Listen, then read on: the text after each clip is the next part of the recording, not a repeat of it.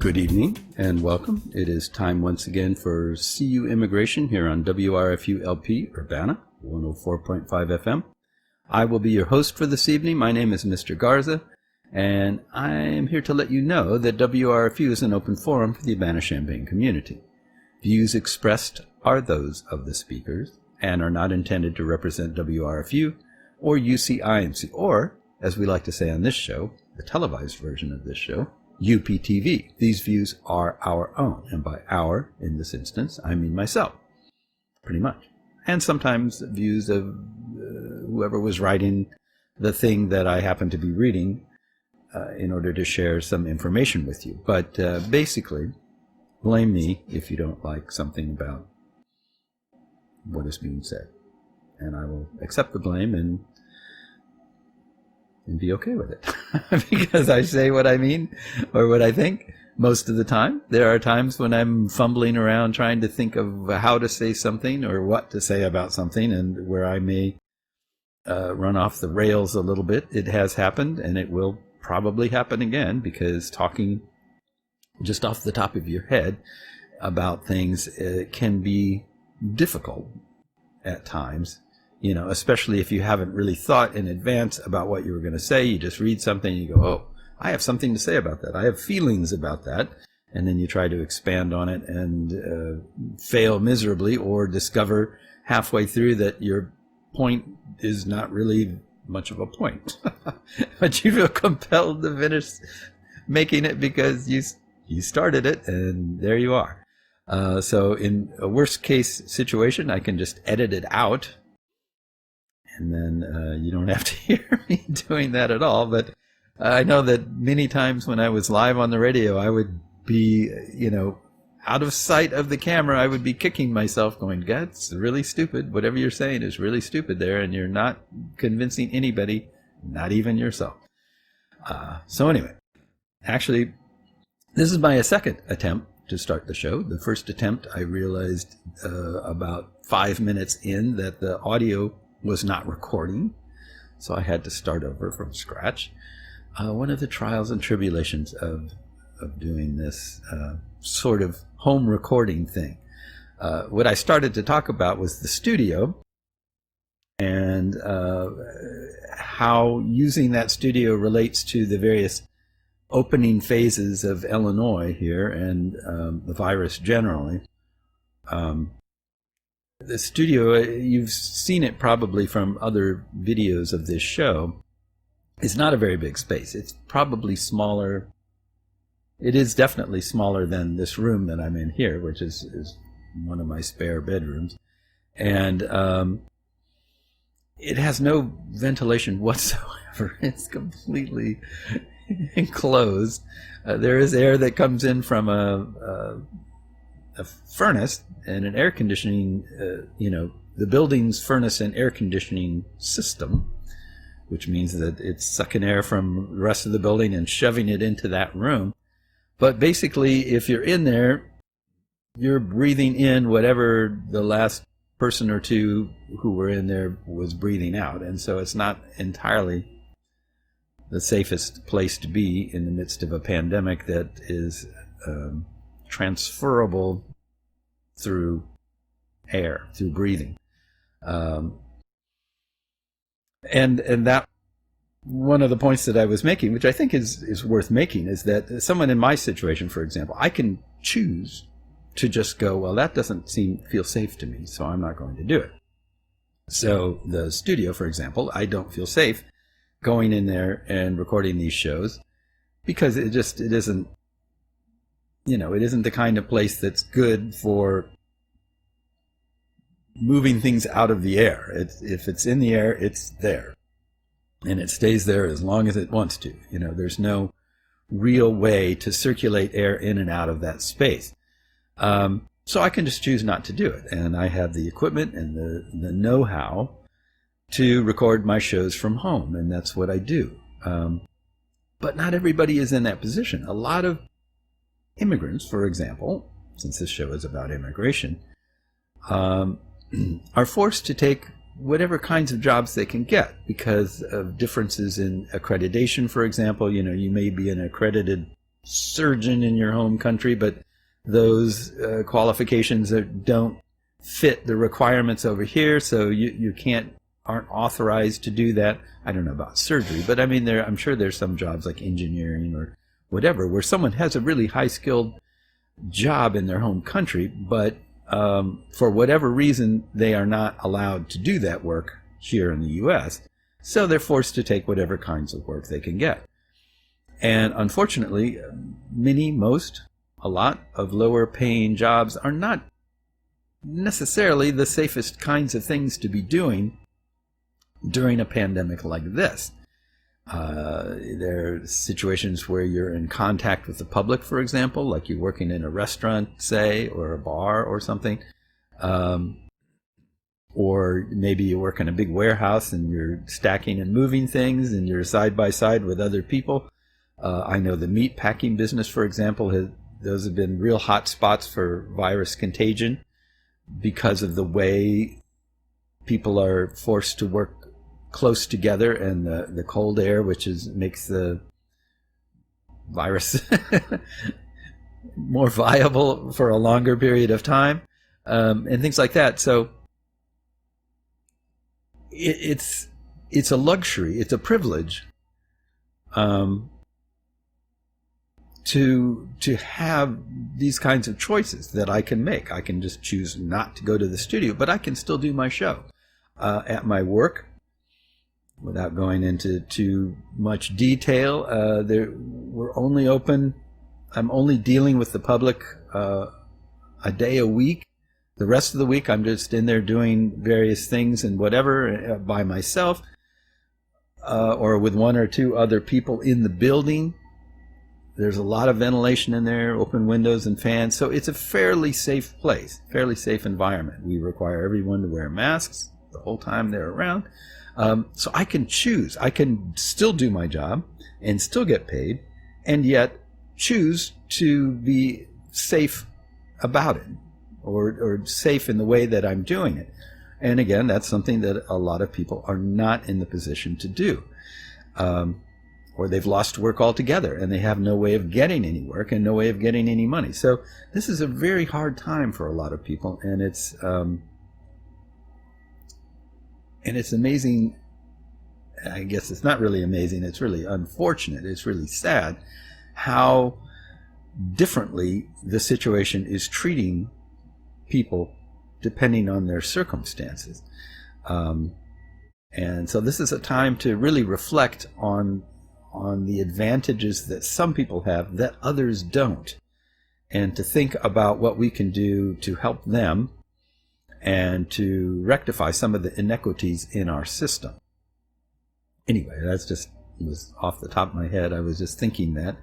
Sorry for the crazy hair. It's haven't had a haircut for a few months, so my hair is just getting longer and longer and curlier as it goes. So I'm looking more and more like a crazy professor every day, which is probably good because I live in a university town, so I can just walk down the street and talk to myself, and people will go, there's crazy professor, and then they won't think that I'm just weird, which is probably what I am. Anyway, I'm going to read some more things to you here.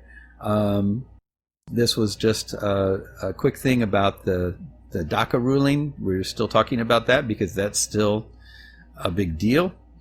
This is entitled, "For These Chicago Dreamers, a Big Sigh of Relief at Supreme Court's DACA Ruling." Carla Robles lay awake in her bed for much of the night before the U.S. Supreme Court ruling upholding DACA, the Deferred Action for Childhood Arrivals policy that shields thousands of immigrants from deportation, allowing them to work in this country lawfully. A first-year teacher, Robles is among the dreamers covered by the Obama-era policy, and she'd been worried about how the ruling would go. The Loyola.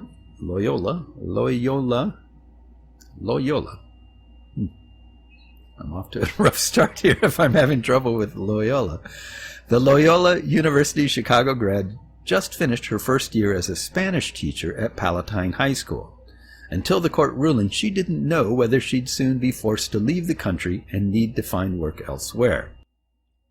The 23-year-old Logan Square resident woke up Thursday to her sister-in-law telling her the nation's high court had rejected President Donald Trump's effort to end the program. "My brother also has DACA," Robles says. "We also hugged and cried in celebration. It's a big sigh of relief." When she was about 8, her family overstayed their visas because there were more educational opportunities in Chicago than in Mexico. Around 12 or 13, she remembers people asking her if she was legal.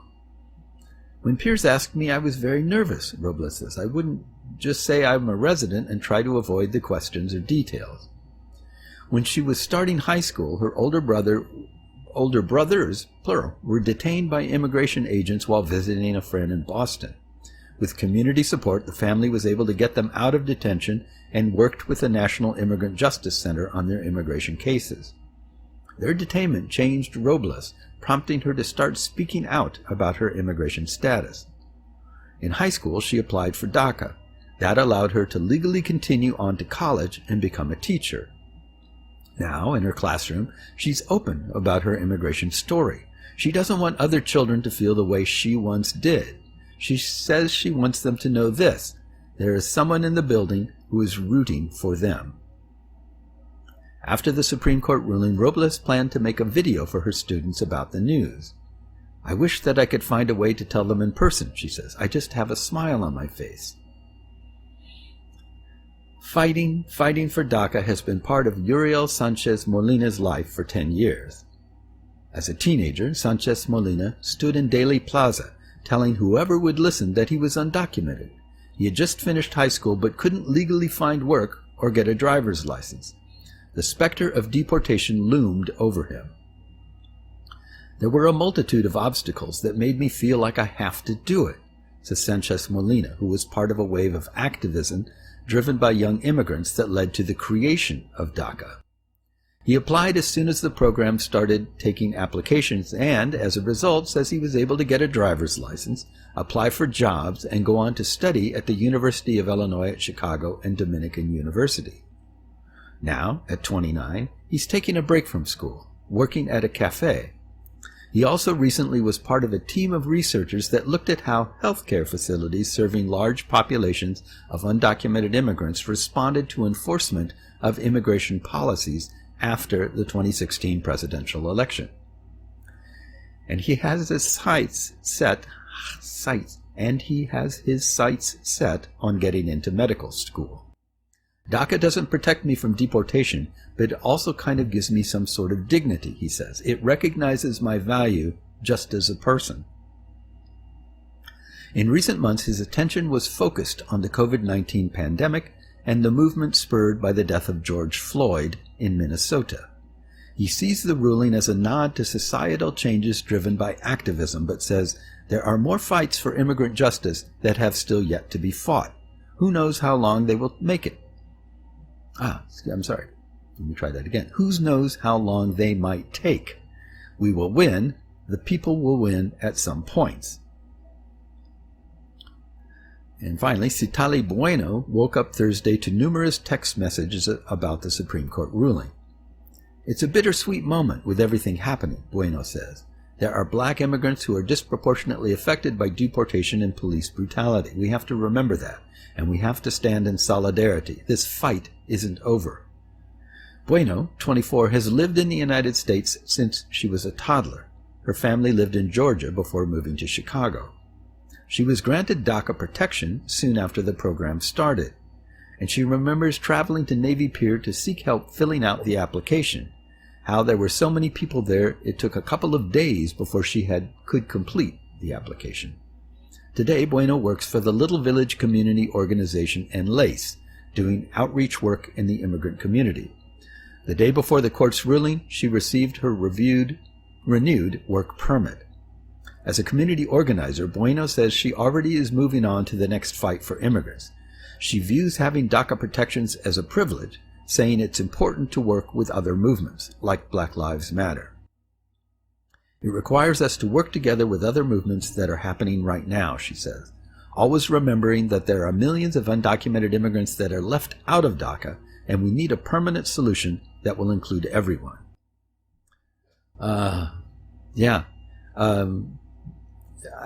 a lot of people are really breathing a bit of a sigh of relief right now, but it's a tentative sigh because a lot of these stories really don't mention that all that happened was that they said that Trump couldn't end DACA the way he did it.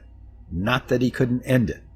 Simply couldn't end it the way he went about doing it. So all they have to do is redo their process in a way that is more respectful of the rules and regulations that are involved. And then presumably at least more of the Supremes, or at least Roberts, will go along and say, okay, fine. You can do it. DACA's over with. So this isn't like really a solution. One would hope that Trump has bigger fish to fry right now, and that this will not be on his radar too much. In the grand scheme of things, he has other things that are more of a threat to his presidency, and I hope that he will pursue them, lose the election, and then we can move on to fixing some of these things and dealing with some of this stuff.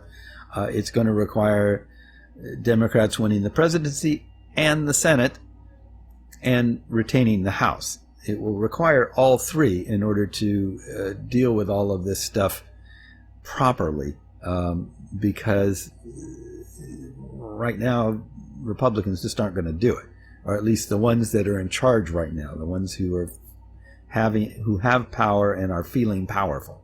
If we can remove that and some of them, then I'm sure there are some more pragmatic folks there who will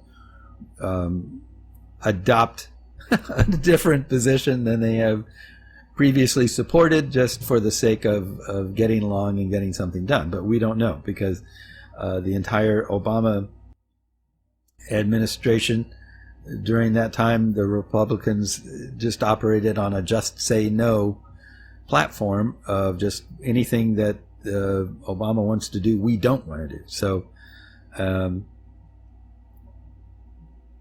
that's why I think we need a sort of a clean sweep for a while in order to return a bit of, I want to say sanity. That may be too strong a word, but I don't think so. Anyway, we'll see. I will just move on and not get too far into that, because I'm not supposed to advocate on behalf of any particular party, and I'm treading dangerously close to doing that right now. So I'm going to move forward. Our next article is entitled Beyond Solidarity: 3 Reasons Why the Fight Against White Supremacy is an Immigrant Rights Priority. For many immigrant rights advocates, now is a time for renewed solidarity with the movement to end anti-black racism. But if the past is prologue, these expressions of solidarity will wither unless we insist on tangible and enduring bridges between our movements. Recognizing those bridges will not only deepen our solidarity, but dislodge the pretense that immigrants live in a silo, free from the systems of racial oppression that normalize violence against black people. In particular, at least 3 intersections in our movements show the intimate connections between the fight for immigrants' dignity and against white supremacy. 1. Reform is not enough because the system is not broken. It is designed to uphold white supremacy. Collective grief and anger over the murder of George Floyd have pushed us to think past calls for mere reform of a system that has failed to hold police officers accountable time and time again for the murders of black people. This lack of accountability works in concert with a prison system that disproportionately jails people of color, enacting unofficial death sentences under this pandemic. These failures are not only reckless, but also intentional and rooted in white supremacy. Black communities' frustration with failed police reform efforts should resonate for immigrants' rights advocates. There is a parallel to calls for piecemeal immigration reform, which have long stalled calls for sweeping, meaningful change. Immigration laws and policies are rooted in white supremacy. The first hallmark requirement for naturalization was to be free white person of good moral character. In the early 20th century, a U.S. senator and proud defender of lynching and segregation helped criminalize crossing the border. Racial quotas and arbitrary incarceration of non-Europeans continued to define immigration law until the 1960s. Today, the U.S. deportation machine disproportionately detains and deports black immigrants. This administration has further advanced European immigration while denouncing Latin American and African nations as countries that send rapists and criminals. Number 2. Law enforcement impunity is a symptom of a larger ill, the criminalization of black and brown bodies. Kadir Nelson's art and the hashtag #SayTheirNames call on a long history of slaved black people, including transgender folks and children, because white supremacy views black lives as imminent threats. In the string of familiar names are black immigrants as well, such as Amadou Diallo and Alfred Olongo, shot within instants of their encounters with the police. All those encounters are predicated upon a presumption of guilt for the victim and a system of impunity for officers. How else would 99% of police shootings not result in charges against police officers from 2013 to 2019? These dynamics should be familiar to immigrants' right advocates. 2 plainclothes immigration and customs enforcement officers recently arrested a man without identifying themselves. Witnesses thought these officers were kidnapping this man rather than conducting an arrest. When Eric Diaz tried to stop them, ICE officers, who later claimed to be under physical attack, shot Mr. Diaz in the face. In 2016, a Customs and Border Protection officer fatally shot a 16-year-old Mexican youth with 10 bullets in his back. Instead of prosecuting the officer, the federal government argued that holding the officer accountable would impinge on U.S. foreign relations and undermine border security. The Supreme Court agreed, despite evidence of 800 complaints of physical, verbal, and sexual abuse by CBP in 3 years, nearly all of which resulted in no disciplinary action against the officers. Shootings are also not the only ways that federal immigration authorities have blood on their hands. Since 2019, the U.S. government has forcibly returned over 1,000 migrants to suffer murder, rape, torture, kidnapping, and other violent assaults in the infamous Remain in Mexico program. ISIS tortured immigrants with mental illness by placing them in prolonged solitary confinement that all but guaranteed their suicide. 6 children died as a result of being placed in CBP custody in less than 1 year. To date, no agency has been held accountable because their actions are the norm, not the exception. Their cruelty hinges on the myth of the criminal alien, founded in eugenics, that dehumanize migrants and immunize their abusers. And finally, white supremacy has weaponized public health long before the COVID-19 pandemic. While George Floyd would be alive today but for police terror, the news that he previously contracted COVID-19 rekindled the racial dimensions of today's public health crisis. African American, Latina, and Native communities are dying at far higher rates than their white peers. As the 1619 Project recently showed, racial disparity was built into a public health system that is designed to marginalize and exclude millions. In fact, free healthcare was weaponized to lure African Americans during the Tuskegee syphilis study, which killed numerous men and infected their spouses and children.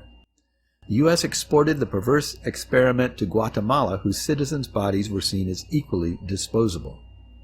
Racist notions about immigrants' bodies undergird public health policies. In the 19th century, lawmakers groomed the ideology that immigrants may carry loathsome and contagious disease. This view, predicated on racist, classist, and ableist stereotypes, laid the groundwork for the deportation machine we have today. Immigration became synonymous with contagion and a threat to domestic welfare. That ideology lives on today. While President Trump has called COVID-19 the invisible enemy, he frequently uses briefings on the pandemic to promote a physical border wall and anti-immigrant views. The Centers for Disease Control and Prevention's recent order to shut down the border indefinitely anchored a long-standing scheme to exploit public health as a pretext to eradicate migration. All the while, Congress denies treatment and testing to immigrant communities. As Michael Michelle Alexander recently laid bare the racial politics that demonize immigrants is an iteration of continuously reformed systems of racial control that have criminalized people of color since this country's inception. Combining calls to end mass deportations with calls to end mass incarceration strengthens our mutual fight against white supremacy. Joining the call to defund the police is not just a demonstration of solidarity by the immigrant rights movement, but a vital necessity as we combat the racist presumption of guilt that black and brown bodies bear daily. Finally, the historic pandemic we face today is a kaleidoscope for the racialized approach to public health in this country, simultaneously failing to shield people of color at the front lines, obstructing access to health care, injecting disease, and fearing contagion from people of color. As we heed the call to divest from policing and immigration control, we must envision new ways to invest in our communities' lives and health. Of course, these are not the only ways our movements are interwoven, but our solidarity should propel us to join forces in dismantling the common source of the multifaceted crisis that face our community. Okay, so I'm going to run out of time here. This article in particular really kind of requires a lot of comment in order to be, I don't want to use the word palatable, but I guess that's kind of the word, palatable to a large segment of people who might be just casually viewing this show. What the article does is take for granted, I think, that you already know or understand how some of this stuff works, and therefore it doesn't have to explain it to you. But there are an awful lot of people who don't really understand how, like, systemic racism functions. They hear the word racism and they immediately think of, like, KKK members with their hoods and things, and, you know, lynching or something like that. And they don't understand that racism, at its most basic, is just a sense of that race defines people in ways that they can't change themselves. So if you are of this race, you are of necessity, you have these kinds of traits and attributes and characteristics. You may rise above them. Well, I have a black friend who isn't like other black people kind of notion that, well, it's not everybody. I'm not a racist because I don't think it's everybody. That's not really the problem. And unfortunately, I really don't have time to go into this in proper detail. Maybe the next show should be about just how racism works, because racism is at the heart, really, of immigration policy these days in this country. It is the reason why people, well, I won't say it's the entire reason. I mean, racism and classism, and the two are kind of interconnected. But both of those things are why it's so easy to create this us versus them mentality, where, like, well, we don't want them coming here and changing our ways. We don't want them defining who we are, or, you know, trying to impose their lifestyles on us, or whatever those kinds of notions that people seem to have are. That's really the fundamental thing at the bottom of it.